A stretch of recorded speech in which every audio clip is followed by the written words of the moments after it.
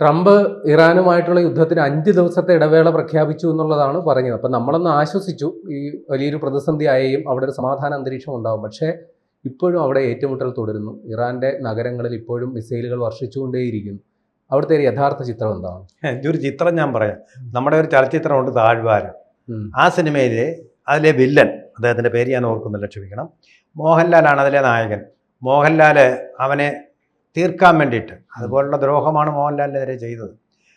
ഉള്ള അടി, അവസാനത്തെ അടി കൊടുക്കുക, എന്നെ രക്ഷിക്കടാന്നും പറഞ്ഞ് കാലും പിടിച്ചുകൊണ്ട് അപേക്ഷിക്കുന്നത് കേട്ട് മനുഷ്യത്വം തോന്നിയിട്ട് ആ മനുഷ്യൻ മോഹൻലാൽ, ആ കഥാപാത്രം ഇദ്ദേഹത്തിനെ രക്ഷിക്കാൻ വേണ്ടി ശ്രമിക്കുന്ന സമയത്ത് അവൻ പൂർവാധികം ശക്തിയായിട്ട് വന്ന് മോഹൻലാലിനെ ഒരിക്കലും അവിടെ നിന്ന് എണീറ്റ് പറ്റാത്ത തരത്തിൽ ആക്രമിച്ച് മൃതപ്രായനായപ്പോൾ ഒരു താഴ്വരയിലേക്ക് തള്ളിയിട്ട്. അതാണ് താഴ്വാരം സിനിമയുടെ ഒരു പ്രമേയം തന്നെ.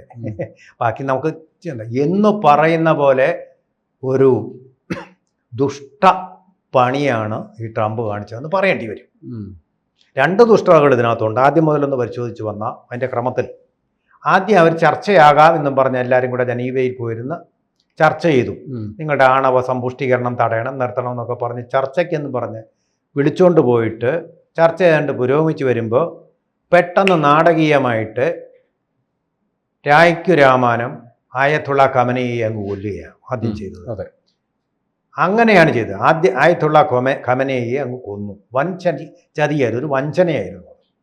ആ വഞ്ചന കാണിച്ചതിന് ശേഷം പിന്നെ അങ്ങോട്ട് അവിടുത്തെ ശാസ്ത്രജ്ഞന്മാരെ, ഈ പട്ടാള ഭരണത്തിൻ്റെ 2ാം നിരയിലുള്ള ആൾക്കാരെ മുഴുവൻ ഓരോരുത്തരെയായിട്ട് ഇസ്രായേൽ അരിഞ്ഞ് വക വരുത്തിക്കൊണ്ടിരിക്കുകയായിരുന്നു. അപ്പോൾ അങ്ങനെ വരുമ്പോൾ പ്രക്ഷോഭം ഉണ്ടാവും. പ്രക്ഷോഭത്തിലൂടെ മതഭരണം അവിടെ അവസാനിപ്പിക്കും എന്നൊക്കെയാണ് ഇസ്രായേലിൻ്റെ ബുദ്ധിയും അമേരിക്കയുടെ മണ്ടത്തരവും ചേർന്ന് നടത്തിയ ഒരു ചിന്ത. അതൊന്നും നടന്നില്ലെന്ന് മാത്രമല്ല, ഇറാൻ്റെ ദേശീയത ഒരു കുടക്കീഴിൽ, ഒരു പതാകയ്ക്ക് കീഴിൽ കൂടുതൽ പൂർവാധികം ശക്തിയായി പരിണമിക്കുകയും ഇതുവരെ കണ്ടിട്ടില്ലാത്ത ആയുധങ്ങൾ ഉപയോഗിച്ചുകൊണ്ട് ഇസ്രായേലിന് ഇതുവരെ ഉണ്ടായിട്ടില്ലാത്ത പരിക്കുകൾ അവർ വരുത്തുകയും ചെയ്തു.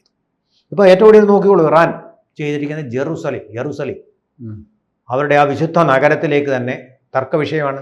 അറബ് ദേശീയതയ്ക്ക് ആക്കം കൂട്ടുന്ന ഒരു സംഗതിയാണ്. യെറുസലേം എന്ന് പറയുന്നത് ഇസ്രായേലിന് കൊടുത്ത് തീരെ ഇഷ്ടപ്പെടാത്ത അറബ് വംശജരാണ് ലോകമെമ്പാടുമുള്ളത്. അത് കൊടുത്ത് അമേരിക്കയാണ് ഒരു പ്ലേറ്റിൽ വെച്ച് കൊടുത്ത ചരിത്രം നമുക്കറിയാം. അവിടേക്ക് അറ്റാക്ക് നടത്തിയിരിക്കുന്നു ഇറാൻ തിരിച്ച്. എന്താ കാര്യം?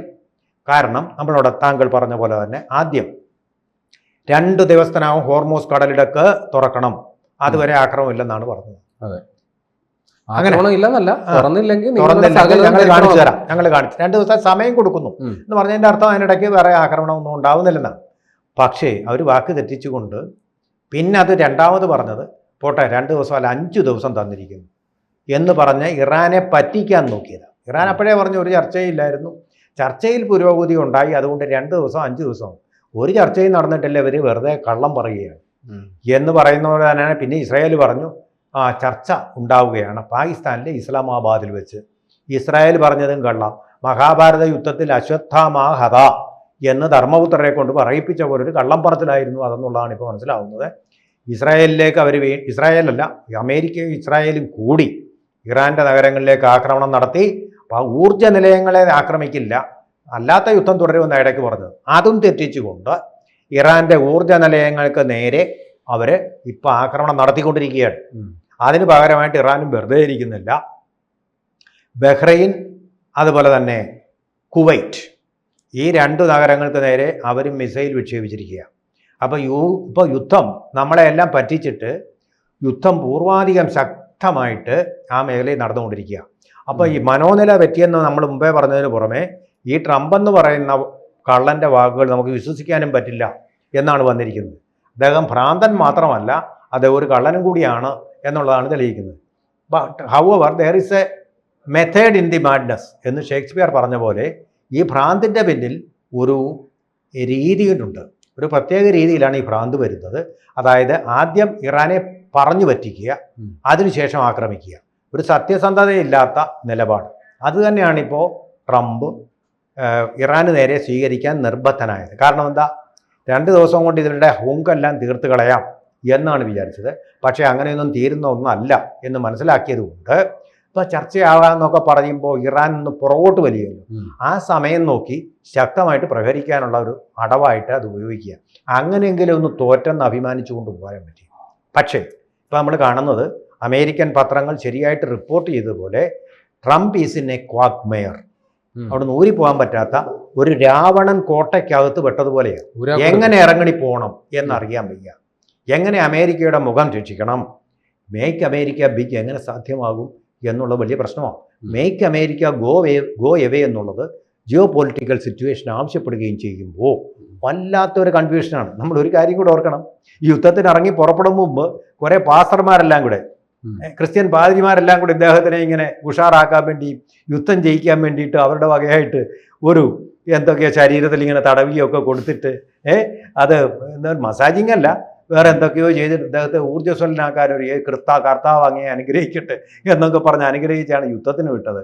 പക്ഷേ യുദ്ധത്തിൻ്റെ ഫലം ഇറാൻ അനുകൂലമായിട്ടാണ് ഇതുവരെ വന്നിരിക്കുന്നത്. കാര്യങ്ങൾ വെച്ച് നോക്കുമ്പോൾ ഇനിയിപ്പോൾ റഷ്യ അവരുടെ ഇൻ്റലിജൻസ് കൂടി ഇവർക്ക് കൊടുത്തു കഴിഞ്ഞാൽ കാര്യങ്ങളൊക്കെ വളരെ വഷളാവും. ഇപ്പോൾ തന്നെ 4000 കിലോമീറ്റർ കടന്ന് ഡീഗോ ഗാർഷ്യ ഐലൻഡിലേക്ക് മിസൈൽ പോയിരിക്കുന്നു. അത് പക്ഷേ തങ്ങളുടെ മിസൈൽ അല്ല എന്ന് പറയുന്നു. അല്ലെന്നുണ്ടെങ്കിൽ അത് ചൈന അയച്ച മിസൈലായിരിക്കണം. കാരണം ഡീഗോ ഗാർഷ്യ ദ്വീപ് ഏറ്റവും ഭീഷണിയായിരിക്കുന്നത് ചൈനയ്ക്കാണ്. അപ്പോൾ അവരായിരിക്കും അത് ചെയ്തതെന്ന് സമ്മതിക്കേണ്ടതായിട്ട് വരും. എന്തായാലും ചൈന, റഷ്യ, നോർത്ത് കൊറിയ ഈ രാജ്യങ്ങളും കൂടി ചേർന്ന് കഴിഞ്ഞാൽ ഇതൊരു ലോക മഹായുദ്ധമായിട്ട് മാറും. എന്ന് മാത്രമല്ല, ഇത് ഒരു ആറ്റമിക് യുദ്ധം. ഒരു രക്ഷയുമില്ലാതെ അമേരിക്ക എന്താ ചെയ്യുന്നത്? Atom bomb. ഞങ്ങൾക്ക് ആളാവണം. റഷ്യ ജർമ്മനിയെയും തോൽപ്പിച്ച് 2ാം ലോക മഹായുദ്ധം അതിൻ്റെ ഒരു ലോജിക്കൽ കൺക്ലൂഷനിലേക്ക് വന്ന സമയത്ത് ഇവരെന്ത് ചെയ്തു?